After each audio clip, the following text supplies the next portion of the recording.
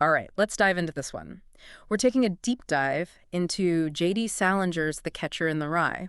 We've got an analysis we're going to be looking at, going through the themes, symbolism, all that, and why this book, I mean, it was written, what, like over 70 years ago, I think, Yeah. and still continues to be so popular and relevant today. And I think that's one thing I'm super curious about. Why is it that a story written that long ago still connects with readers today? I know. It's pretty amazing. I think one of the reasons why is because it explores a lot of those kind of universal themes.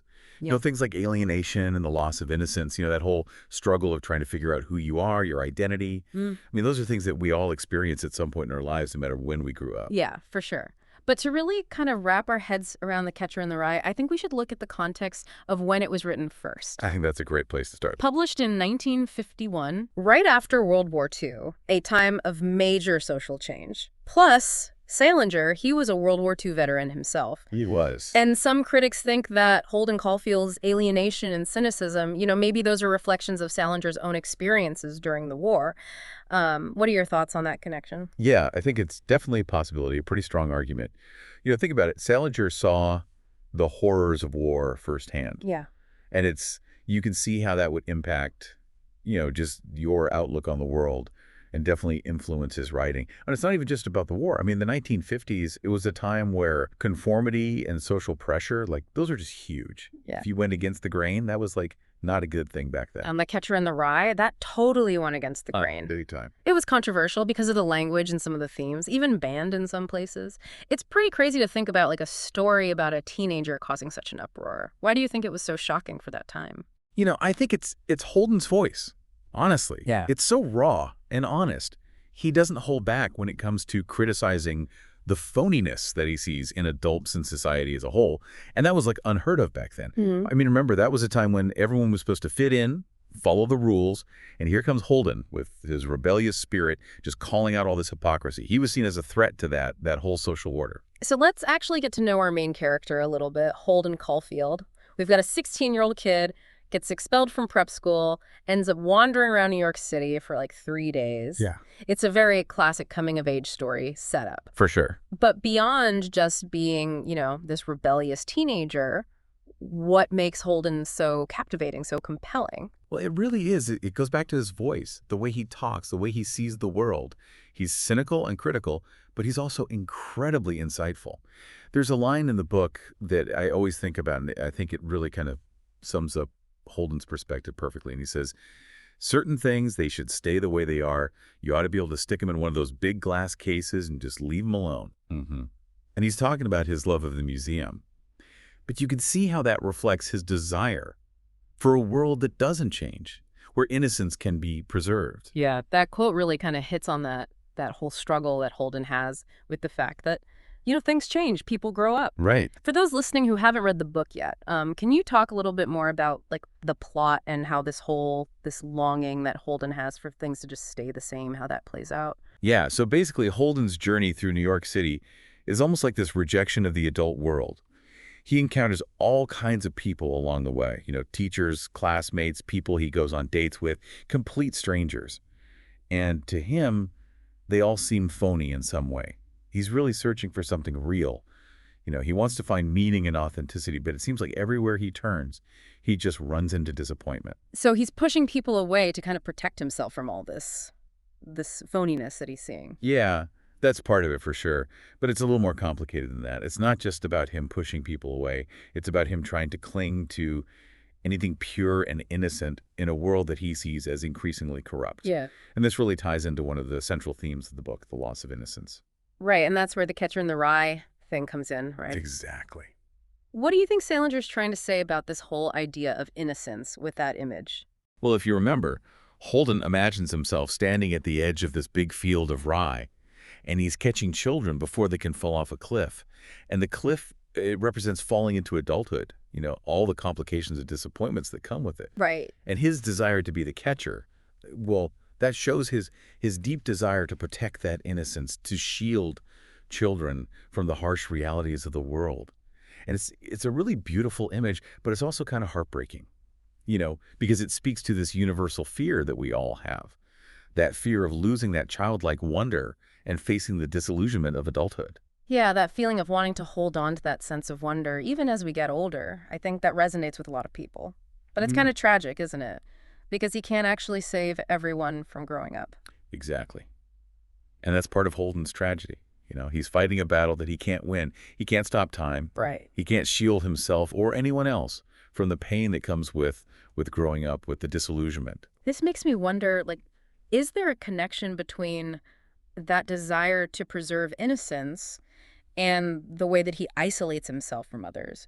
Is he isolating himself to protect himself, or is it actually preventing him from forming the kind of connections that would help him, deal with growing up? That's a really interesting question.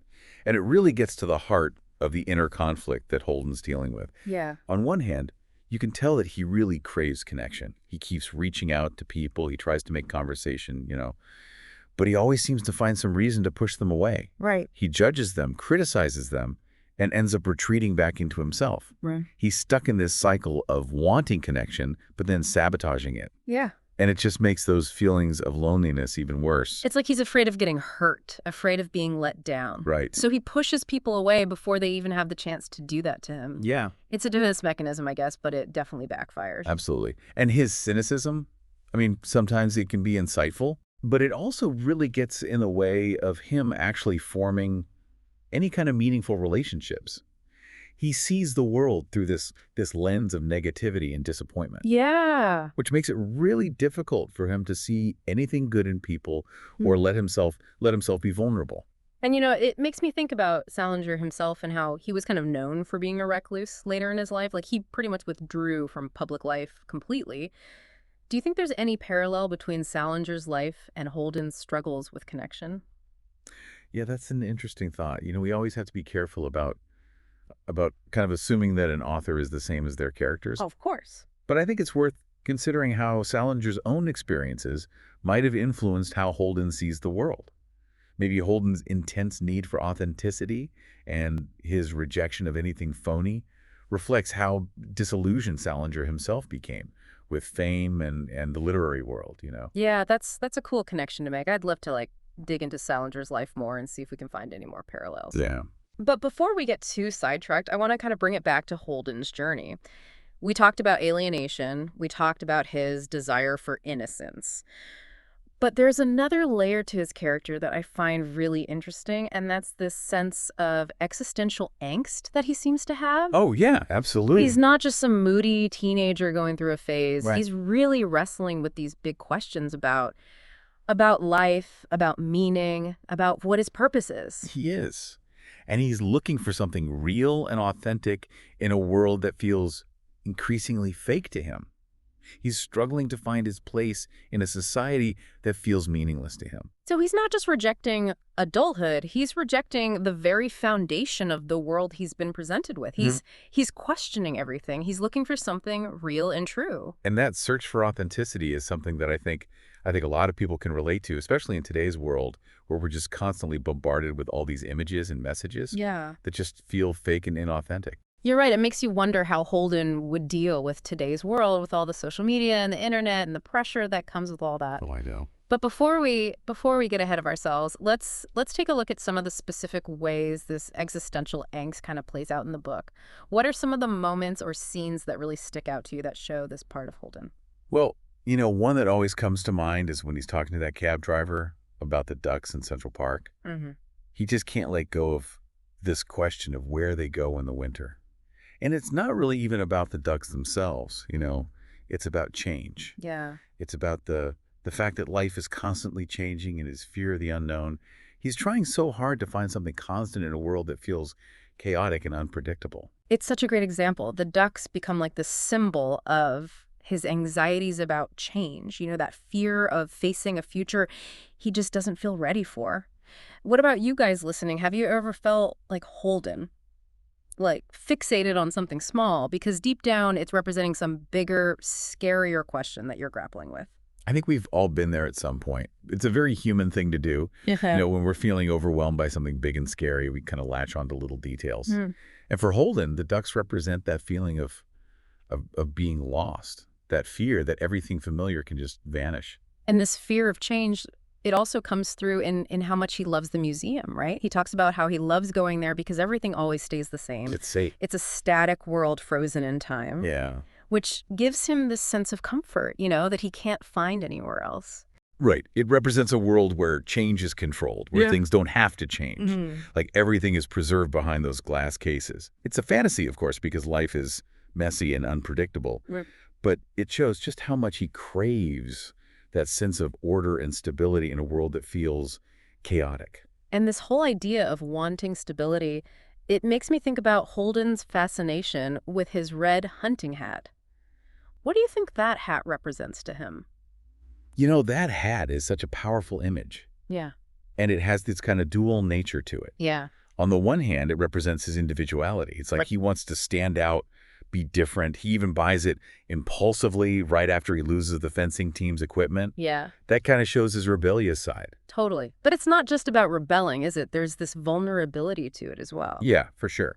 The hat is also like a shield for him, a way to hide from the world. You see him pulling it down low over his forehead all the time, Yeah. almost like he's trying to disappear underneath it. Right. It's this physical representation of how much he wants to be anonymous, how much he struggles to feel comfortable just being himself. It's crazy how something as simple as a hat can have so much meaning. I know, right? It really shows Salinger's skill as a writer. He can take something ordinary and make it mean something much deeper. I'm sure there are more symbols throughout the book that we didn't even get to, Oh, yeah, definitely. but we'll have to save those for another time. Hmm. What about you guys listening? What are your first impressions of Holden Caulfield? Do you sympathize with him, or does he just kind of annoy you?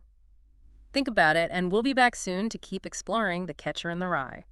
So we were talking about how Holden seems to find comfort in things that stay the same, like the museum, the ducks in the park. Mm-hmm.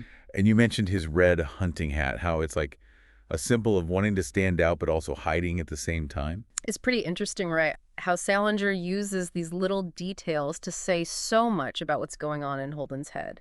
But let's maybe shift gears a little bit and talk about something we kind of touched on earlier, the whole psychological aspect of the story. Yeah. Because he's not just your average teenager. Right. Like his pain, his confusion, it feels like it goes deeper than just typical teenage angst. No, you're absolutely right. There's something more there. Yeah. And we have to keep in mind that the book came out in 1951, a time when people didn't really talk openly about mental health. So looking back now, it's hard not to see Holden's behavior in a different light, through a more modern lens. So what are some of the things in the book that might point to, some potential mental health struggles? Well, I mean, constant negativity, the cynicism, those are definitely red flags. He seems to see everything through this negative filter, finding something wrong with almost everyone he meets. Yeah. And it's not just other people. He is really hard on himself, too. He calls himself stupid and crazy all the time. It's like he has this deep self-loathing that he just can't shake. And it really does seem like that negativity just kind of seeps into every part of his life. And then there's the whole thing about how he has trouble connecting with people. Right. He pushes them away and sabotages any chance he has at a real connection. Exactly. He wants to connect, but he's also terrified of getting close to anyone. Yeah. Like, he'll reach out, try to start a conversation, but then he always finds a reason to push them away. Right. He judges them, misinterprets things they say or do, and then ends up retreating back into himself. Do you think he's doing that consciously? Like he's intentionally pushing people away? Or is it more like a subconscious thing? I think it's probably a bit of both. Maybe on one level he's trying to protect himself from getting hurt, from being disappointed again. But there's probably something deeper going on, too, this fear of intimacy, this inability to trust people. And that's driving this pattern of behavior. It makes sense. I mean, he's been hurt before, especially by adults, so that's probably shaped how he sees the world and made him afraid to let people in. And you see that self-sabotaging behavior in other ways, too, right? Like the way he spends money recklessly, drinks too much, gets into fights. Oh, yeah, absolutely. And those actions, they could be like cries for help. Yeah. Ways of expressing all that inner turmoil and pain he's carrying around. He's struggling. And maybe those reckless behaviors are his way of trying to numb the pain or even just to get attention from the people he keeps pushing away. It's almost like he's creating chaos on the outside to match the chaos he's feeling on the inside. And he's constantly surrounded by people, but he still feels so alone. Right, that sense of isolation. It's a major theme throughout the book. Even when he's surrounded by classmates, strangers, he still feels completely alone. It's a big part of his mental and emotional state. And it's interesting because even though the book doesn't explicitly label Holden's struggles, with the specific diagnosis, it still feels like a very real portrayal of what it's like to be a teenager emotionally.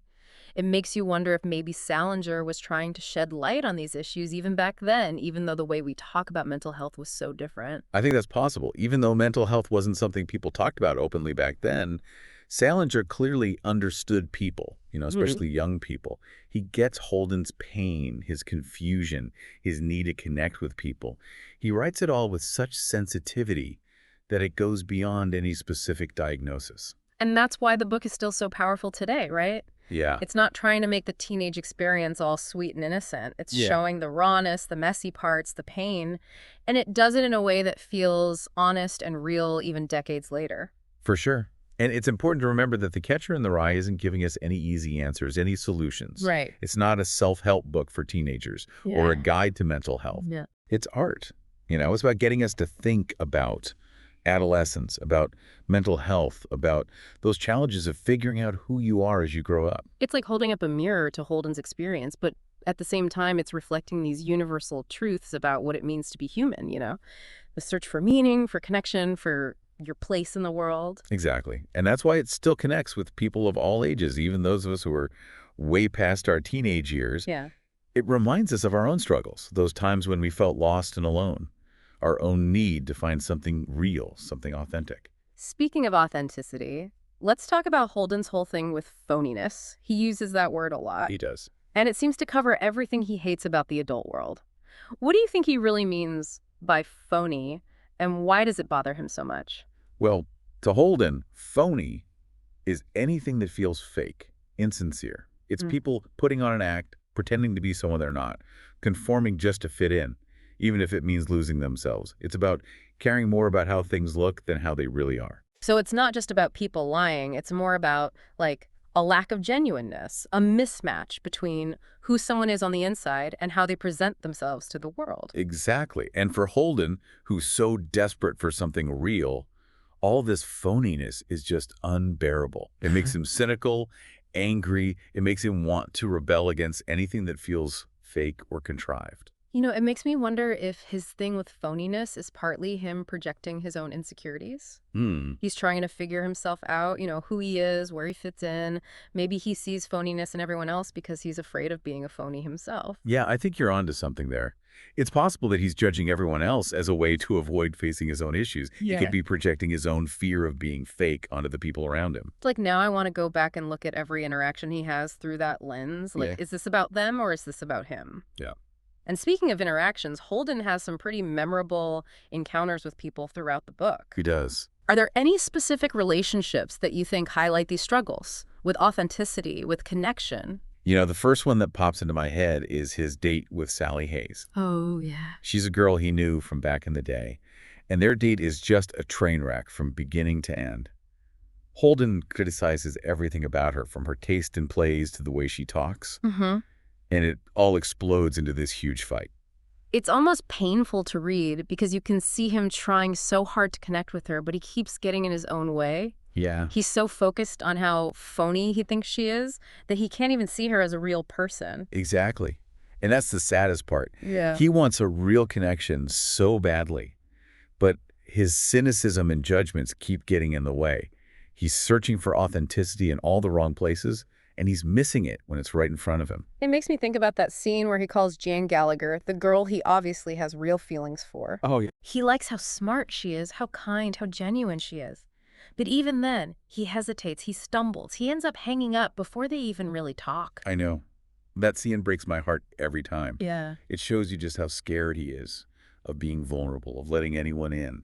He wants connection, but he can't bring himself to take the risk. He's too afraid of getting hurt. It's like he's trapped in this prison of loneliness that he built himself, and he knows it's there, but he can't find a way out. It's like sometimes the biggest obstacles to connection are the ones we put up ourselves. That's so true.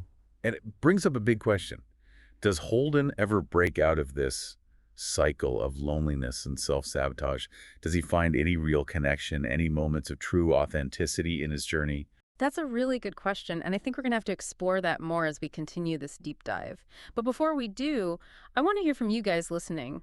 What do you think about Holden's struggles with connection? Do you feel for him, or does he just frustrate you? Have you ever felt like that in your own life?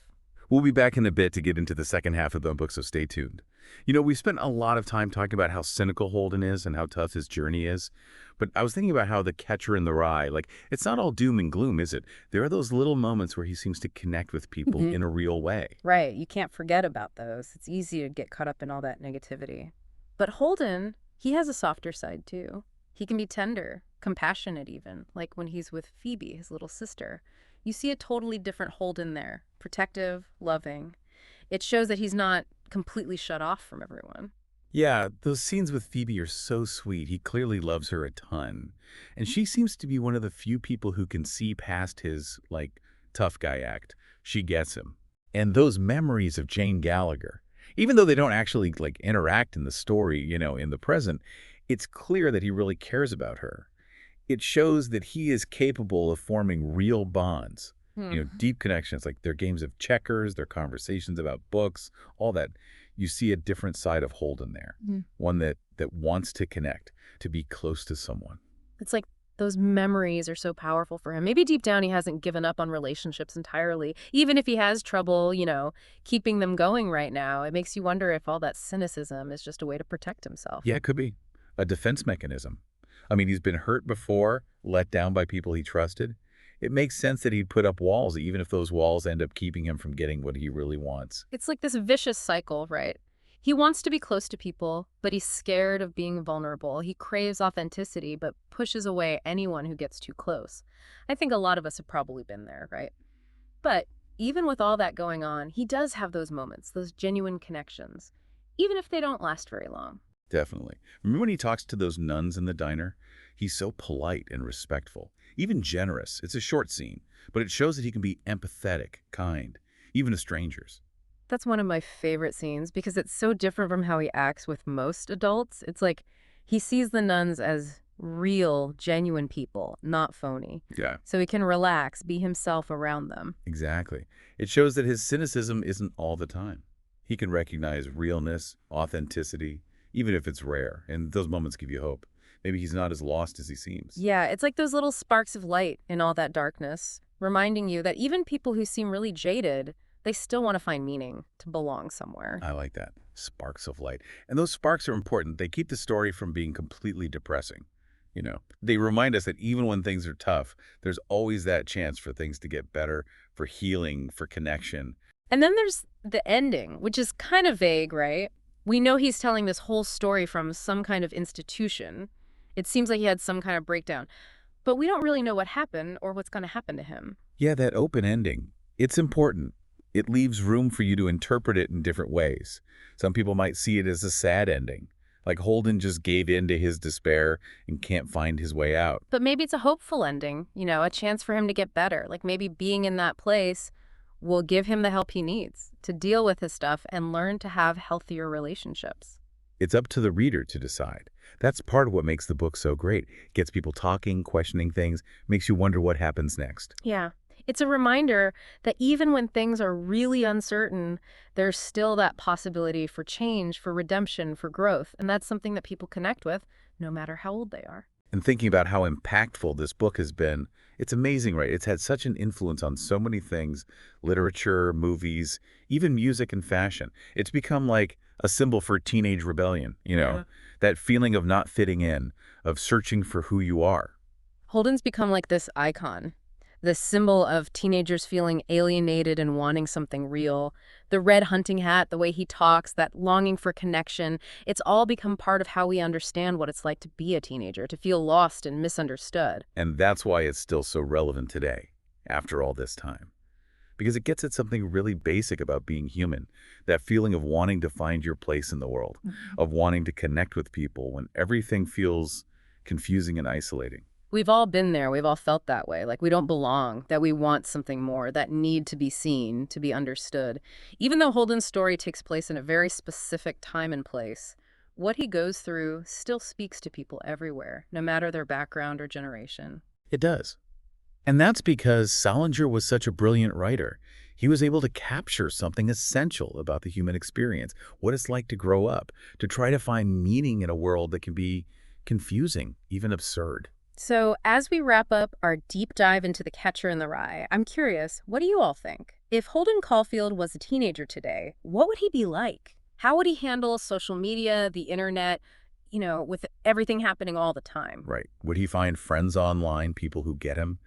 Or would he feel even more alone? Would he get even more cynical with all the information overload? Would he be on TikTok sharing his thoughts? Or would he just retreat even further into himself? I love that thought. It's so interesting to think about how he'd deal with all the challenges and opportunities that come with our digital world. Maybe he'd find others who feel the same way he does, people who feel alienated. Or maybe he'd get even more turned off by how fake and superficial so much of online culture can be. It's hard to say. But one thing's for sure. His story makes you think. It challenges your ideas about things. It makes you consider how you search for meaning and connection in your own life. That's what great books do, right? They stick with you. They make you think differently about yourself, about the world. So keep exploring The Catcher in the Rye. Think about the themes, the symbolism. Think about what it means to you in your life today. Keep asking those questions, keep searching for answers, and keep talking about it. Until next time, happy reading.